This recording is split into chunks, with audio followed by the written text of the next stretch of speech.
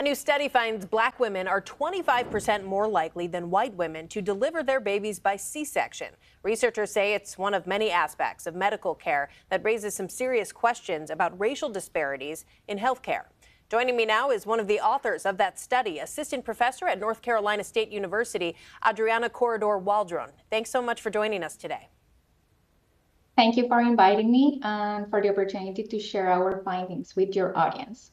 Absolutely. So much of what this study is talking about is unnecessary C-sections. Let's clear that up right now. Of course, there are many reasons that C-sections are sometimes necessary, and there are emergencies, and that's not really what we're talking about here, right? Can you explain what you guys found in your research? Why are Black women receiving unnecessary C-sections more often? Absolutely. So we have rich and detailed data on mothers' characteristics, and we can observe their medical risk factors. So you can think about diabetes, hypertension, and what we find is that even if we compare mothers with very similar prenatal risk factors, mothers with similar insurance, mothers with similar education levels, and going to the same hospital and seen by the same physician, we find that Black mothers are still more likely to have an unscheduled C-section than white mothers. And what we are in our study is that 25% or 20% of that initial 25% is explained by what we are calling provider discretion.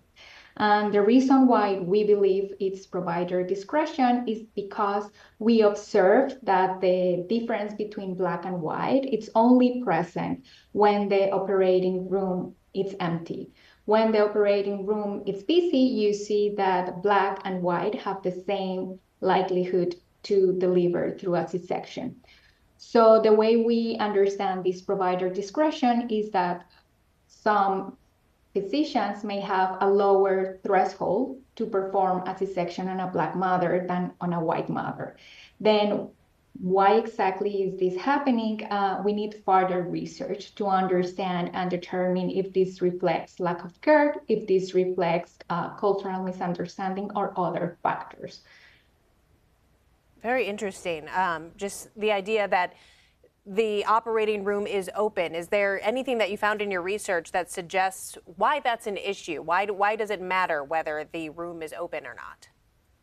Yeah, and I think, thank you for this question because it's raised an important point. So it's not provider discretion in isolation, it's the interaction of provider discretion in a system that reimburses hospitals and providers more for performing a C-section than a vaginal delivery. We also know that hospitals, a big part of their revenue, it's coming from using their operating room. So it's not in isolation provider discretion, it's the interaction between what the system, how the system is reimbursing the providers, and also like we have seen previous research documenting explicit and implicit bias among medical professionals. And to be clear, this wasn't just a study of a few doctors or even a few hospitals for that matter. Can you explain just how much went into the research here?